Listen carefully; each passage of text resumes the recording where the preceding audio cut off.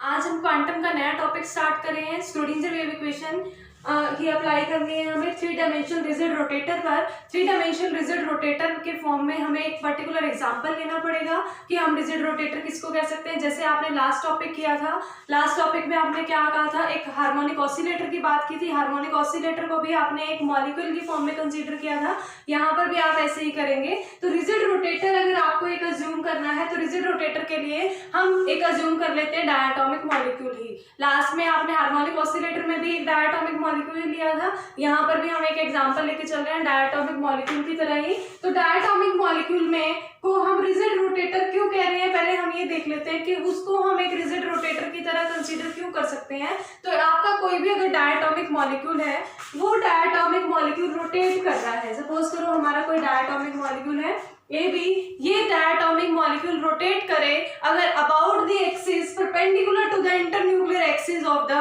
Molecule. Internuclear axis हमारी कौन सी होगी, ये वाली एक्सिस हमारी इंटरन्यूक्लियर एक्सिस। इसके परपेंडिकुलर एक्सिस कौन सी होगी, ये हमारी परपेंडिकुलर एक्सिस हो जाएगी। तो इस परपेंडिकुलर एक्सिस के अबाउट अगर हमारा मॉलिक्यूल रोटेट करना स्टार्ट कर दे तो वो एक रिजिड रोटेटर की तरह काम कर सकता है। इसमें हमारी एक कंडीशन और क्या होगी कि जो ये मॉलिक्यूल हमारा रोटेट कर रहा है, रोटेट करते हुए ये कंडीशन मस्ट है कि भाई इनके बीच का इंटरन्यूक्लियर डिस्टेंस जो है वो चेंज नहीं होना चाहिए। तो हम इसको मान सकते हैं क्या, एक रिजिड रोटेटर। रिजिड का मीन्स क्या होता है, रिजिड का मीन्स वो चेंज नहीं हो रहा है ना, तो डिस्टेंस को चेंज नहीं होने देगा। तो ड्यूरिंग रोटेशन ऐसा ऑब्जर्व भी किया गया है कि ड्यूरिंग रोटेशन एक डायटोमिक मॉलिक्यूल जो है वो हमारा इंटरन्यूक्लियर डिस्टेंस को चेंज नहीं करता है। अगर वो इंटरन्यूक्लियर डिस्टेंस को चेंज नहीं कर रहा तो इसका मतलब ये हमारा एक क्या हो सकता है, रिजिड रोटेटर हो सकता है। रिजिड रोटेटर की फॉर्म में इसीलिए हम एक एग्जांपल लेके चल रहे हैं जो कि हमारा एक डायटोमिक मॉलिक्यूल होगा। और डायटोमिक मॉलिक्यूल अगर रोटेट कर रहा है, देखो रोटेट करने में ये हमारा एक थ्री डायमेंशन मतलब बिहेवियर रखता है। तो थ्री डायमेंशनल रिजिड रोटेटर की तरह हम अपने डायटोमिक को कंसीडर कर सकते हैं। अब इसके आगे हमें सॉल्यूशन करना है। सॉल्यूशन किस फॉर्म में, स्क्रोडिंगर वेव इक्वेशन की फॉर्म में। तो हमारे पास जो जनरल बेसिक जो हमारे पास इंफॉर्मेशन होनी चाहिए पहले हम उनको कलेक्ट करेंगे, उसके बाद हम उस इक्वेशन को अप्लाई मतलब उस रिजल्ट्स को जो भी हमारे पास रिजल्ट्स होंगे उनको अप्लाई करेंगे स्क्रोडिंगर वेव इक्वेशन पर और अपने सॉल्यूशन को फाइंड आउट करेंगे। So let's start.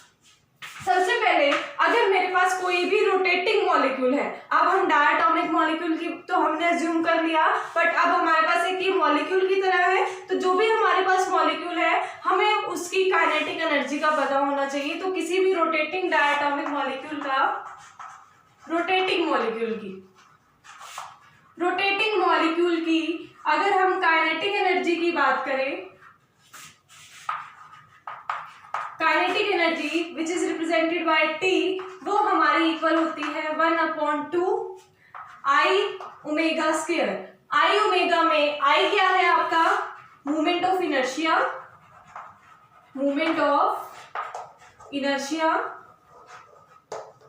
और ओमेगा आपका क्या होगा, एंगुलर वेलोसिटी। अब एंगुलर वेलोसिटी की बात हम क्यों कर रहे हैं, क्योंकि हमारा मोशन जो है वो रोटेशनल मोशन है। तो हमें कौन सी वेलोसिटी कंसीडर करनी पड़ेगी, एंगुलर वेलोसिटी कंसीडर करनी है। तो यहाँ पर moment of inertia into omega का square, that means angular velocity का स्क्वायर हमारा क्या फाइंड आउट करके देता है हमें, total kinetic energy half of I omega square. आपको पता होगा एंगुलर मोमेंटम का formula, angular momentum which is represented by L. L जो आपका होता है वो इक्वल होता है आई इंटू ओमेगा के। अगर मेरे पास इसका एल स्क्वायर अगर मैं कैलकुलेट करूं तो एल स्क्वायर किसके इक्वल आ जाएगा, आई स्क्वायर ओमेगा स्क्वायर। यहाँ पर आपके पास आई ओमेगा स्क्वायर है, आई से इस टर्म को मल्टीप्लाई कर दो, आई से डिवाइड कर दो तो आपके पास आ जाएगा 1/2 आई स्क्वायर ओमेगा स्क्वायर करोगे, आई स्क्वायर ओमेगा स्क्वायर मेरा क्या बना लेगा, एल स्क्वायर। तो यहाँ पर क्या आ जाएगा आपका L square, that means L square by 2i के इक्वल आ चुकी है आपकी क्या, काइनेटिक एनर्जी। अब अगर आप हैमिल्टोनियन कैलकुलेट करो, Hamiltonian which is represented by H cap, Hamiltonian operator अगर मैं कैलकुलेट करूं तो हैमिल्टोनियन ऑपरेटर मेरा एच कैप से रिप्रेजेंट किया जाता है, वो इक्वल होता है आपका T operator plus V operator which is kinetic energy and potential energy. तो काइनेटिक एनर्जी की वैल्यू हमारे पास है L² by 2I plus V। इस केस में हम पोटेंशियल एनर्जी ऑपरेटर को 0 लेकर चल सकते हैं। क्यों? क्योंकि हमारा रोटेटिंग मॉलिक्यूल है, वहां पर पार्टिकल सॉरी इसकी मॉलिक्यूल की पोटेंशियल एनर्जी क्या रहेगी? 0। अगर ये 0 रहेगी तो मेरा हैमिल्टोनियन ऑपरेटर इक्वल आ जाएगा किसके? सिर्फ L operator divided by 2I, ये इसके इक्वल होगा। तो इसका मतलब मेरे हैमिल्टोनियन ऑपरेटर सिर्फ और सिर्फ किस पर डिपेंड कर रहा है? काइनेटिक एनर्जी पर ऑपरेटर पर डिपेंड कर रहा है, हमारा इस पे पोटेंशियल एनर्जी ऑपरेटर पर डिपेंड नहीं कर रहा है, ये इसके साथ वैरी नहीं कर रहा है। तो हमने दो इंफॉर्मेशन ली है। फर्स्ट तो हमारा कोई भी रोटेटिंग मॉलिक्यूल होगा तो उसकी काइनेटिक एनर्जी क्या होगी? काइनेटिक एनर्जी से हमने उसके काइनेटिक एनर्जी की मतलब ओवरऑल वैल्यू हमारी एंगुलर मोमेंटम फॉर्म में कैलकुलेट कर ली। अब उसके बाद हमने हैमिल्टोनियन ऑपरेटर देखा। हैमिल्टोनियन ऑपरेटर की वैल्यू होती है T operator plus V operator. अब आप कहोगे मैम हैमिल्टोनियन ऑपरेटर क्यों कैलकुलेट किया? वो हमने इसलिए कैलकुलेट किया है, स्क्रूडिंजर वेव इक्वेशन की सबसे शॉर्टेस्ट फॉर्म आप सभी ने पढ़ी होगी हैमिल्टोनियन इक्वेशन की फॉर्म में, जो कि क्या होती है? H psi is equal to E psi। इसके इक्वल होती है, आपने वहीं से हैमिल्टोनियन ऑपरेटर को जनरेट किया था ना। हैमिल्टोनियन ऑपरेटर इनटू psi जो आपका वेव फंक्शन है is equal to energy into psi. तो ये हमारा टोटल एनर्जी जो कैलकुलेट होती थी वो हैमिल्टोनियन ऑपरेटर से कैलकुलेट की जाती थी, और हैमिल्टोनियन ऑपरेटर इक्वल होता था आपका kinetic energy operator plus potential energy operator के। तो यहाँ से इस इक्वेशन में हमें इसको अप्लाई करना है, बट उससे पहले हमें पता होनी चाहिए एंगुलर मोमेंटम ऑपरेटर की वैल्यू, जो कि आप पहले पढ़ चुके हो। एंगुलर मोमेंटम ऑपरेटर की वैल्यू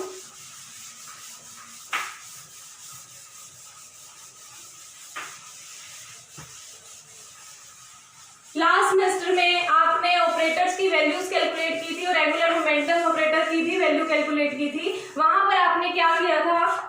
L ऑपरेटर डायरेक्ट लिख रहे हैं हम, यहाँ पर कोई सॉल्व करके दिखाने की जरूरत नहीं है कि हम ये ऑपरेटर की वैल्यूज को कैसे कैलकुलेट करते हैं। तो आपका देखो यहाँ अगर रोटेटिंग मॉलिक्यूल है, जो आपने डायटोमिक मॉलिक्यूल लिया, अगर वो रोटेटिंग मॉलिक्यूल है वहां पर आपके कार्टेशियन कोऑर्डिनेट्स यूज नहीं होंगे, वहां पर आपके पोलर कोऑर्डिनेट्स यूज होंगे। और पोलर कोऑर्डिनेट्स आपके कौन कौन से होते हैं?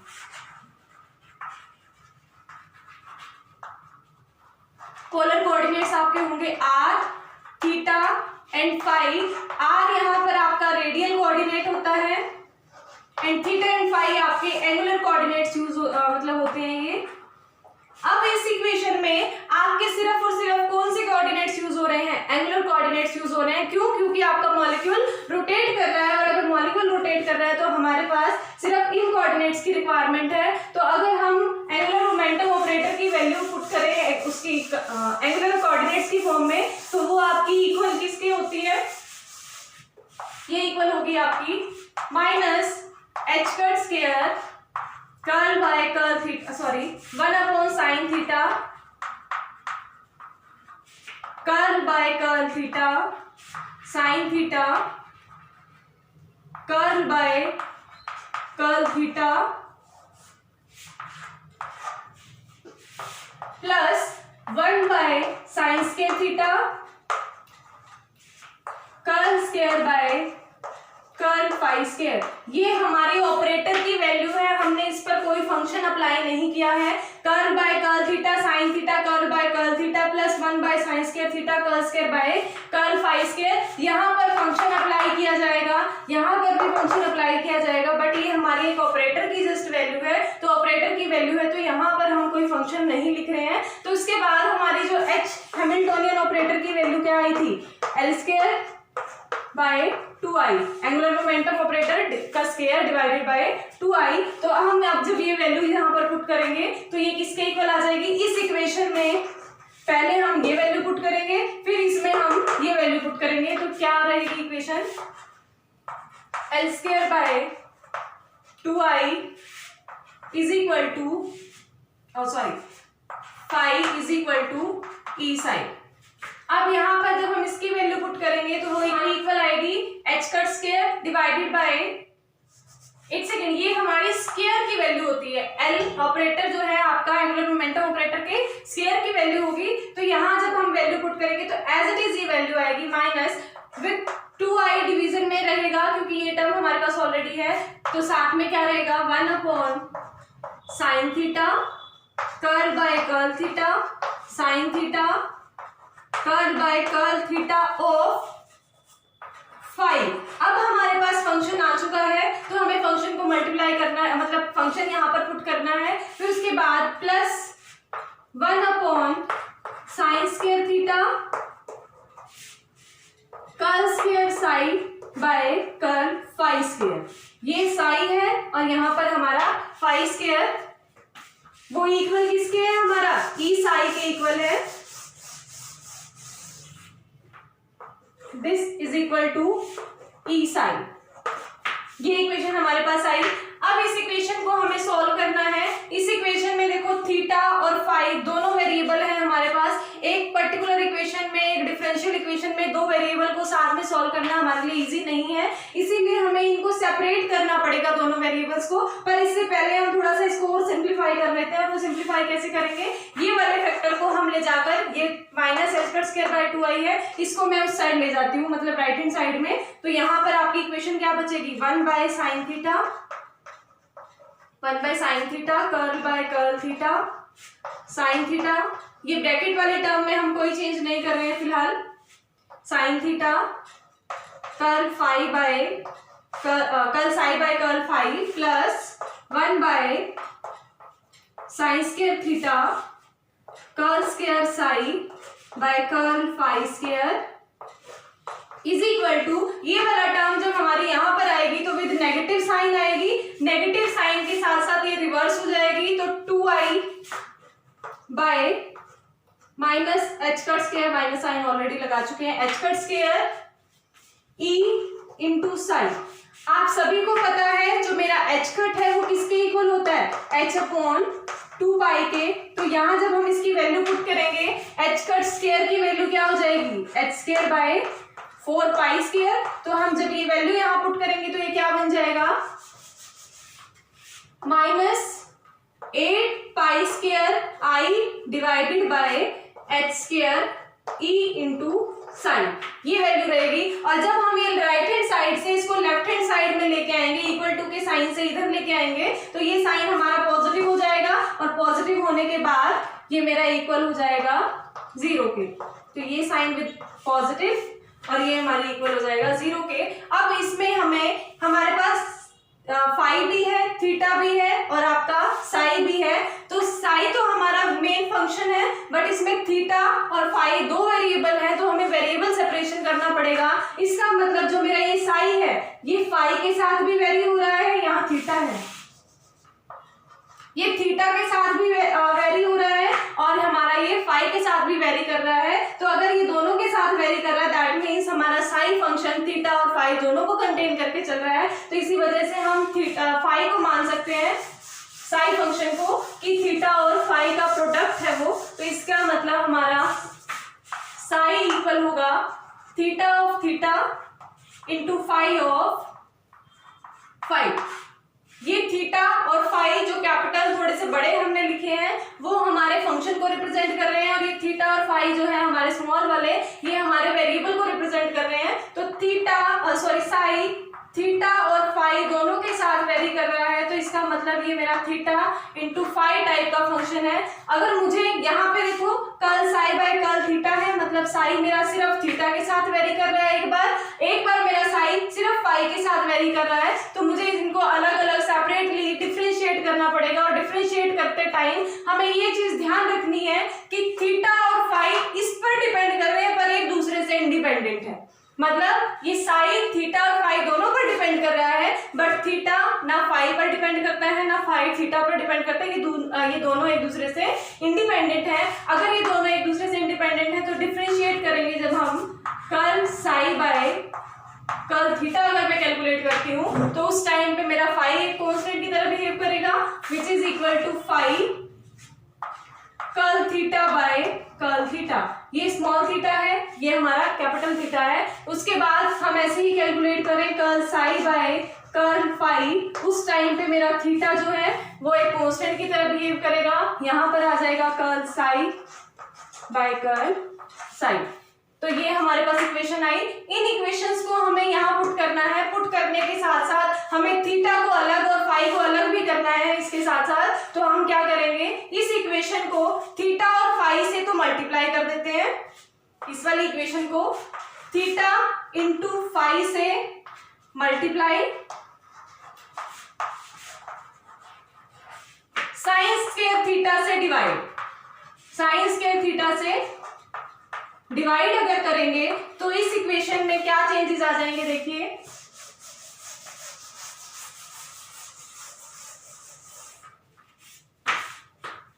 1/थीटा फाई जब डिवीजन के टाइम पे, और जब इसको मैं मल्टीप्लाई कर रही हूँ साइन स्क्वायर थीटा से तो यहां आ जाएगा sine theta, curl by curl theta sine theta, curl phi by curl theta. अभी करेंगे इनकी वैल्यू पुट, यहां पर जो ये इक्वेशन हमारे पास है इनकी वैल्यूज अभी पुट करनी रहती है,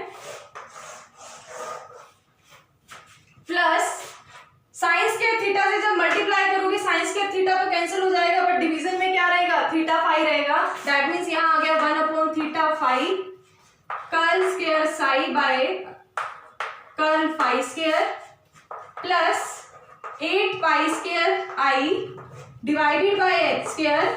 साइन स्क्वायर थीटा से मल्टीप्लाई कर रहे हैं, साइन स्क्वायर थीटा से मल्टीप्लाई कर रहे हैं, थीटा फाई से हम डिवाइड कर रहे हैं। साई की वैल्यू भी अगर हम पुट करें, साई किसके इक्वल है, थीटा इंटू फाई के, तो यहां पर आपका आ जाएगा theta into phi which is equal to 0। दोबारा देखिए, हमने जस्ट क्या किया, इस इक्वेशन में थीटा फाई से मल्टीप्लाई कर दिया और साइन स्क्वायर थीटा से हमने इसको डिवाइड कर दिया, और डिवाइड करने के बाद ये हमारी इक्वेशन आ गई है। इसके सभी के डिवीजन में थीटा फाई चला गया है, और यहाँ पर साइन 1/sin थीटा ऑलरेडी था, तो सिर्फ हमारा न्यूमरेटर में साइन थीटा बचा है। यहाँ पर डिनोमिनेटर में साइन स्क्वायर थीटा था तो वो कैंसिल आउट हो गया, और यहाँ पर हमारा साइन स्क्वायर थीटा कुछ भी टर्म थी नहीं साइन थीटा की, तो sine square theta as it is आ गया है। अब इसमें देखो, जो अब हमारे पास इक्वेशन है, इस इक्वेशन में जब हम पुट करेंगे curl psi by curl theta की वैल्यू, और यहाँ पर हम पुट करेंगे curl square psi by curl phi square की, इसी का स्क्वायर अगर आप फाइंड आउट करोगे तो स्क्वायर, यहाँ स्क्वायर, इस पर भी स्क्वायर और इस पर भी स्क्वायर, ये टर्म आ जाएगी ना, क्योंकि आप इसको फर्दर डिफरेंशिएट करोगे साई के रिस्पेक्ट में, थीटा मेरा फिर भी कांस्टेंट की तरह ही बिहेव करेगा और उसका फिर से हमारा डबल डिफरेंशिएशन हो जाएगा। तो जब ये वैल्यूज हम यहाँ पर पुट करते हैं तो यहीं पर इसी इक्वेशन में पुट कर रही हूँ, यहाँ क्या आ जाएगा, phi into curl theta by curl theta, यहां आपका क्या आ जाएगा, theta into curl square psi by curl psi square, ये इक्वेशन आ जाएगी। इस थीटा से ये थीटा कैंसिल हो जाएगा, इस फाई से ये फाई कैंसिल हो जाएगा। जब ये कैंसिल हो जाएंगे तो यहाँ पर देखिए ये बचेगा सिर्फ, और इस थीटा से जब हमारा ये थीटा कैंसिल होगा तो इसके पास सिर्फ ये बचेगा। अब इस इक्वेशन में देखिए, यहाँ से थीटा फाई है, यहाँ थीटा फाई है, ये दोनों एक दूसरे को कैंसिल कर देंगे तो हमारे पास बचा ये इज इक्वल टू 0। तो यहाँ देखिए इस इक्वेशन में, इस वाले पार्ट में देखो सिर्फ और सिर्फ थीटा है, इसमें फाई का कोई फैक्टर नहीं है, इसके पास सिर्फ फाई है, इसके पास हमारा थीटा का कोई फैक्टर नहीं है, इसके पास सिर्फ और सिर्फ थीटा है, सिर्फ थीटा है यहाँ पर और सारे कांस्टेंट है, तो यहाँ पर भी सिर्फ एक ई भी था यहाँ पे साथ में, तो ये हमारे पास सिर्फ और सिर्फ क्या बच रहा है, थीटा के फॉर्म में विच इज इक्वल टू 0। तो अगर मैं इनको सेपरेट करूं, थीटा वाली टर्म एक साइड कर दूं, मतलब लेफ्ट हैंड साइड में मैं थीटा रख लूं और इस वाले फैक्टर को मैं राइट हैंड साइड में ले जाऊं, तो मेरी इक्वेशन क्या बचेगी, sine theta by theta curl by curl theta sine theta curl theta by curl theta. ये ध्यान रखना, ये स्मॉल थीटा है, ये कैपिटल थीटा है, हम इसको इस तरह से रिप्रेजेंट कर लेते हैं विद दिस साइन, प्लस 1/फाई कर्ल स्क्वायर, ये कैपिटल फाई है, ये हमारा स्मॉल फाई है, जो कि एक वेरिएबल है, ये एक फंक्शन की तरह ट्रीट कर रहे हैं हम इसको, सॉरी फिर से वही लिख दिया, प्लस ये वाला factor 8 square I divided by H square E sine square theta is equal to this factor with negative sign, क्योंकि हम इसको लेफ्ट हैंड साइड में लेके साइड में 1/5 curl square phi by curl phi square, ये factor आपके आ गए हैं। तो यहाँ पर आपके लेफ्ट हैंड साइड में सिर्फ थीटा है और राइट हैंड साइड में सिर्फ साई है, तो ये दोनों थीटा वाला फैक्टर मेरा इक्वल है फाई वाले फैक्टर के। अगर ये दोनों इक्वल है तो किसी या किसी टर्म के तो इक्वल होंगे ना, तो हम ये कह दे सकते हैं यहाँ से कि ये जो थीटा वाला फैक्टर है ये बोले कि लेफ्ट हैंड साइड में जो हमारा फैक्टर है, ये लेफ्ट हैंड साइड वाला फैक्टर और राइट हैंड साइड वाला दोनों फैक्टर्स हमारे किसी ना किसी कांस्टेंट के इक्वल होंगे, और वो कांस्टेंट हम कोई सपोज कर लेते हैं कि वो हमारा कांस्टेंट है m स्क्वायर। हमने यहाँ पर कोई कांस्टेंट अज्यूम किया विच इज m स्क्वायर। तो अब जब हम इसको इक्वेशन को सॉल्व करेंगे तो ये हमारे दोनों फैक्टर सेपरेटली m स्क्वायर के इक्वल अगर हो जाते हैं तो हमारी इक्वेशंस क्या क्या आ जाएंगी। हमारी फर्स्ट इक्वेशन आएगी which is in the form of theta, and second equation आएगी जो कि हमारी पाई की फॉर्म में होगी। तो sine theta by theta curl by curl theta sine theta curl theta by curl theta plus 8 pi square I by H square E sine square theta, ये मेरी इक्वल हो जाएगी m स्क्वायर के, और साथ के साथ मेरा 1/5 curl square phi by curl phi square, ये भी मेरा इक्वल हो जाएगा माइनस m स्क्वायर के, क्योंकि इसके पास ऑलरेडी माइनस साइन था ना, नेगेटिव साइन था, हमने वो राइट हैंड साइड में लिख दिया। तो हमारे पास ये दो इक्वेशन आ चुकी है। इन दोनों इक्वेशंस में ही सिर्फ थीटा है या फिर सिर्फ फाई है, हमारे पास दो वेरिएबल्स नहीं है एक ही इक्वेशन में एक टाइम पे, तो इसमें सिर्फ फाई है और इसमें सिर्फ मेरा थीटा है। अगर हमारे पास सेपरेट हो चुके हैं वेरिएबल्स तो अब इन इक्वेशंस को सॉल्व करना हमारे लिए इजी है, क्योंकि एक सिंगल वेरिएबल के साथ इक्वेशन हमारी सिंप्लीफाइड फॉर्म में कन्वर्ट हो जाती है, तो हम इन इक्वेशंस को सॉल्व कर सकते हैं। सबसे पहले हम इस इक्वेशन को सॉल्व कर लेते हैं फाई वाले रिजल्ट को। अब देखो उसके बाद में से क्या करना है आपने, जैसे ही आपका फाई के लिए रिजल्ट सॉल्व हो जाएगा, फाई के लिए रिजल्ट सॉल्व होगा, फिर फाई की वैल्यू आ जाएगी, इसी तरह से हमारे थीटा का सॉल्व होगा, थीटा की वैल्यू आ जाएगी। उसके बाद आपको क्या करना है, जो आपका साई फंक्शन है वो थीटा इंटू फाई, दोनों का मल्टीप्लिकेशन है, वहां पर इन दोनों का प्रोडक्ट लिखिए, आपका रिजल्ट आ जाएगा, आपका वेव फंक्शन की वैल्यू आ जाएगी, जो आपका मोटिव है रिजल्ट आपका फाइंड आउट करना। तो हम 1 बाय 1 दोनों को सॉल्व करेंगे, और सॉल्व करने के बाद आपकी इक्वेशन में देखो साई जो है, इस टाइप की इक्वेशन को अगर हम सॉल्व करते हैं तो ये हमारा रिजल्ट देता है। हमें डायरेक्ट रिजल्ट लिखना है इसका, कि इसका मैथमेटिकली हमें पूरा सॉल्व करके दिखाने की जरूरत नहीं है। इस टाइप की डिफरेंशियल इक्वेशन को सॉल्व करने पर हमारा रिजल्ट आता है n into E raise to power minus iota m minus plus minus iota m phi. m यही आपका जो कांस्टेंट चल रहा है वही रहेगा। n यहाँ पर क्या है, नॉर्मलाइजेशन कांस्टेंट, नॉर्मलाइज्ड कांस्टेंट कह लो, नॉर्मलाइज्ड कांस्टेंट।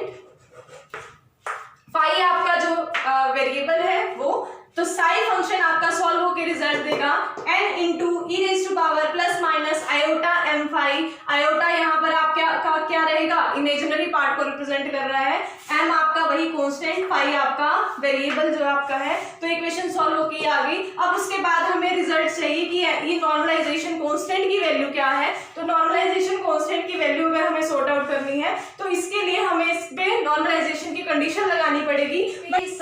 ये साई वैल्यू तभी वैलिड होगी अगर, देखिए इसके लिए दो कंडीशंस एप्लीकेबल होनी चाहिए। एक तो मेरा फर्स्ट है m जो है वो इंटीजर वैल्यू रखे,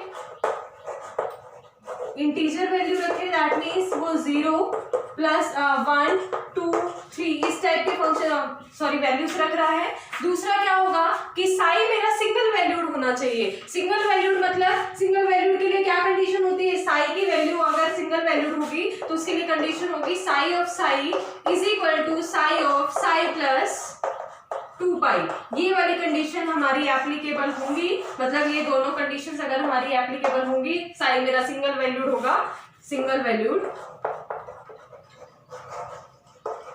तभी तभी मेरा ये साई फंक्शन का रिजल्ट एप्लीकेबल है, अदरवाइज मेरा ये रिजल्ट एप्लीकेबल नहीं है। तो साई जो है हमारा सिंगल वैल्यूड हो, एम मेरा जो है वो इंटीजर हो। अब इसके बाद बात आती है हमारे नॉर्मलाइजेशन कांस्टेंट की, कि जो नॉर्मलाइज्ड कांस्टेंट है उसको हम कैसे कैलकुलेट करेंगे। इसके लिए हमें नॉर्मलाइजेशन की कंडीशन अप्लाई करनी पड़ेगी, और नॉर्मलाइजेशन की कंडीशन हमारी क्या कहती है कि जो मेरा फंक्शन है साई वैल्यू जो भी मेरी आई है कैलकुलेट होके, उसको हम अगर उसके कॉम्प्लेक्स कॉन्जुगेट के साथ मल्टीप्लाई करके और उसको ओवरऑल इंटीग्रेट करते हैं पूरी लिमिट्स के साथ, तो वो हमारा इक्वल होना चाहिए किसके, 1 के। तो नॉर्मलाइजेशन की कंडीशन क्या कहती है, साई इंटू साई स्टार, मतलब उसका कॉम्प्लेक्स कॉन्जुगेट इक्वल हो जाए 1 के, और लिमिट्स मेरी कहां से कहां तक चलेंगी, 0 to 2 पाई, क्योंकि यहाँ पर कौन सा मोशन है, रोटेशनली मोशन है ना, तो रोटेशनल मोशन के लिए हमारी ये लिमिट्स कहां से कहां तक चलेंगी, 0 to 2 पाई। अब मेरे पास साई वैल्यू है, साई वैल्यू का मैं कॉम्प्लेक्स कॉन्जुगेट कैलकुलेट कर सकती हूँ, और वो वैल्यू मैंने यहाँ पर पुट करनी है और मेरे नॉर्मलाइजेशन कांस्टेंट की वैल्यू आ जाएगी। तो साई वैल्यू हमारी क्या आई है अभी कैलकुलेट होके, n into E raise to power plus minus iota m5। अब प्लस माइनस आयोटा m5 का मतलब क्या है, एक बार प्लस वैल्यू ले लें, एक बार माइनस वैल्यू ले लें। हम कोई भी इनमें से कोई एक अगर वैल्यू लेते हैं, सपोज करो मैंने 5 वैल्यू ली, n into E raise to power iota m5, मतलब मैंने पॉजिटिव वैल्यू अगर ली तो मेरा यहाँ पर पाई की वैल्यू तो ये आ जाएगी। अगर मैं कॉम्प्लेक्स कॉन्जुगेट की वैल्यू अगर बात करूं, तो कॉम्प्लेक्स कॉन्जुगेट का मतलब क्या होता है, अगर आपके पास कोई भी इमेजिनरी वैल्यू है तो इमेजिनरी वैल्यू के साथ क्या आ जाएगा, नेगेटिव साइन। अगर रियल वैल्यूज होती है तो उसमें कोई चेंज नहीं आता, तो इसका मतलब कॉम्प्लेक्स कॉन्जुगेट के टाइम पे क्या बन जाएगा, e raise to power minus iota m5।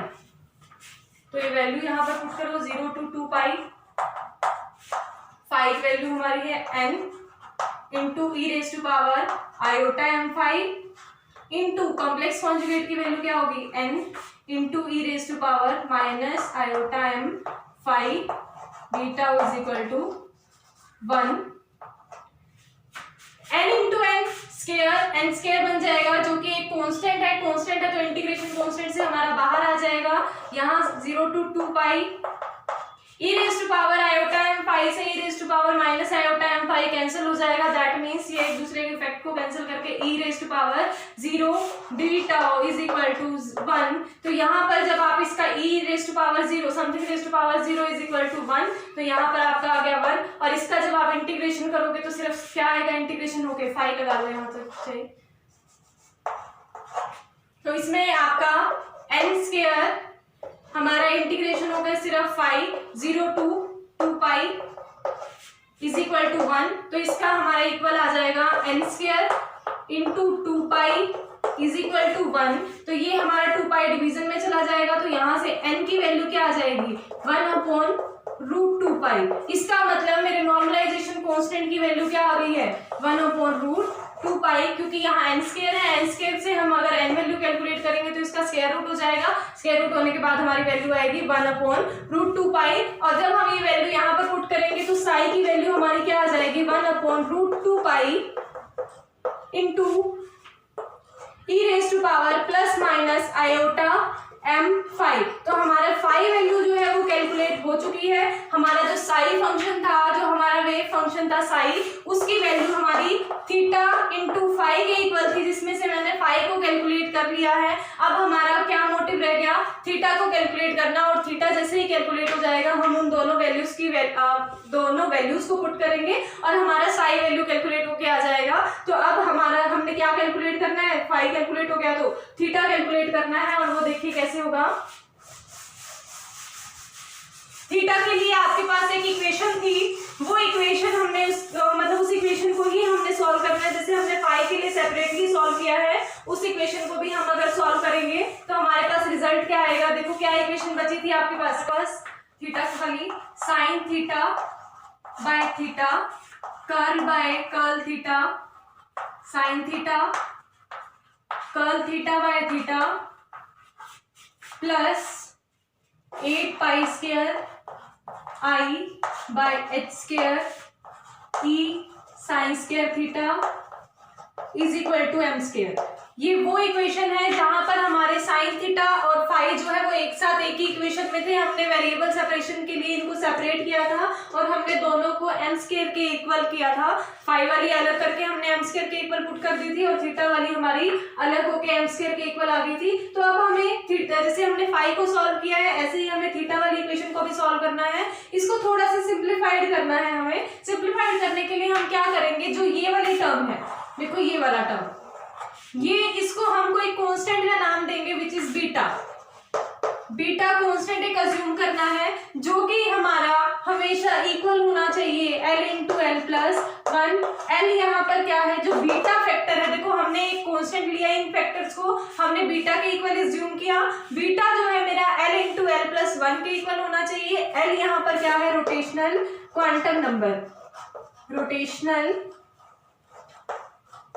Quantum number कौन, एल को हम क्या कह रहे हैं, रोटेशनल क्वांटम नंबर। अगर मैं इसकी जगह बीटा वैल्यू पुट करूंगी तो मेरी इक्वेशन क्या बन जाएगी, sine theta by theta curl by curl theta, sine theta curl by curl theta plus beta sine square theta is equal to M square. ये इक्वेशन बची है हमारी, ये हमारा एल था, तो ये इक्वल टू एम स्क्वायर हमारे पास इक्वेशन बची। अब इस इक्वेशन को सॉल्व करना, एक तो वही है मैथमेटिकल वे में सॉल्व कर लो कि हमारे पास डिफरेंट डिफरेंट वैल्यूज है, हम इनको सभी को सॉल्व करते जाएं। तो यहाँ पर इसको हमें पूरा सॉल्व करके दिखाने की फिर से कोई जरूरत नहीं है। ये इक्वेशन हमारी जो है एक स्टैंडर्ड मैथमेटिकल इक्वेशन बन चुकी है। स्टैंडर्ड मैथमेटिकल इक्वेशन की फॉर्म में इसका सॉल्यूशन हमारा स्टैंडर्ड एसोसिएटेड लेजेंडरी पॉलिनोमियल की हेल्प से दिया जाता है। एसोसिएटेड लेजेंडरी पॉलिनोमियल,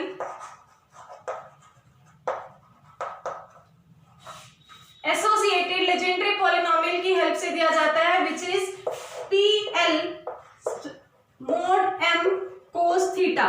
इस फॉर्म में होता है, इस फॉर्म में हमारे पास रिजल्ट आएगा। और इस इक्वेशन की रिजल्ट की अगर हम बात करें तो वो रिजल्ट इक्वल होगा आपका phi of L into M लिख रही हूँ रिजल्ट में, क्योंकि आपके पास L भी है M भी है। L कैसे है, ये आपका रोटेशनल क्वांटम नंबर, यहाँ से देखो बीटा की वैल्यू का आपने L into L plus one कहा ना, तो इसका मतलब यहाँ पर L वैल्यू भी इन्वॉल्व है और M तो ऑलरेडी आपके पास है ही, तो theta L into M equal आ जाएगा आपका 2L plus one by to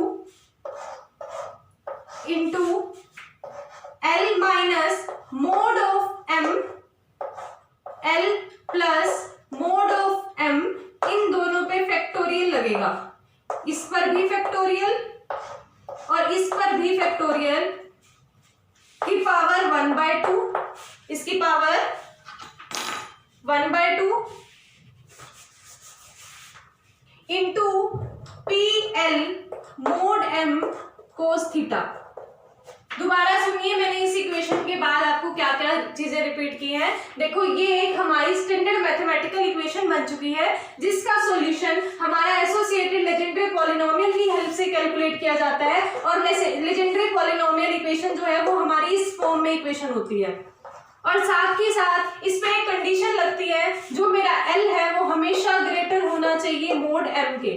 L जो है मेरा हमेशा ग्रेटर होना चाहिए मोड M के। हालांकि मोड M भी एक पॉजिटिव वैल्यू ही है, मोड लगा दिया दैट मींस वो वैल्यू पॉजिटिव ही हो गई है, बट वो पॉजिटिव वैल्यू जो मोड की है वो फिर भी हमारी लेस रहनी चाहिए L से। और अगर इसके बाद अगर मेरा एसोसिएटेड लेजेंडरी पॉलिनोमियल अगर अप्लाई कर दिया जाता है, उसके बाद मेरी इस इक्वेशन का सोल्यूशन ये बनता है 2L plus 1/2 L minus mode M का factorial divided bye L plus M mode का फैक्टोरियल की power 1/2 PLM mode M cos theta.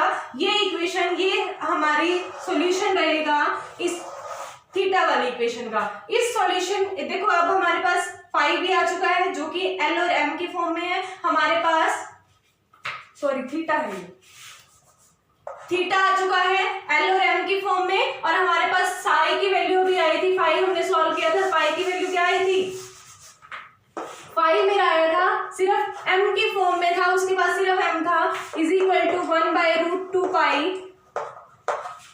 e raise to power plus minus iota M phi. Five.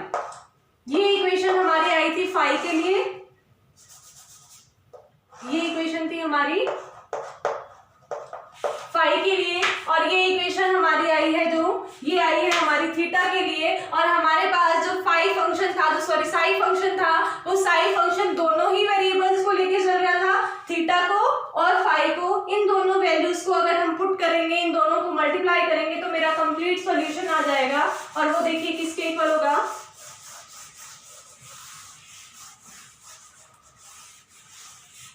Sai value equal है मेरी जो कि L और M दोनों को कंटेन करके चल रही है, which is equal to theta which is L into M का फंक्शन है, एल एंड एम का फंक्शन है, into five which is function of M only. तो ये हमारा इक्वल होगा, तो इन दोनों को अगर हम मल्टीप्लाई करेंगे तो मेरा ओवरऑल रिजल्ट आ जाएगा। और ओवरऑल रिजल्ट का मतलब क्या आएगा, 1/√2π इसका ये फैक्टर इंटू 12 प्लस 1/2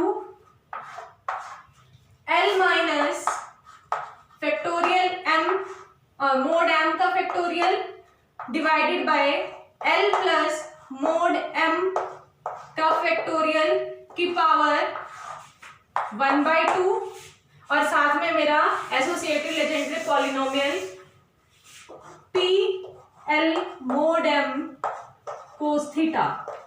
तो ये हुआ मेरा सॉल्यूशन, कंप्लीट सॉल्यूशन किसके इक्वल,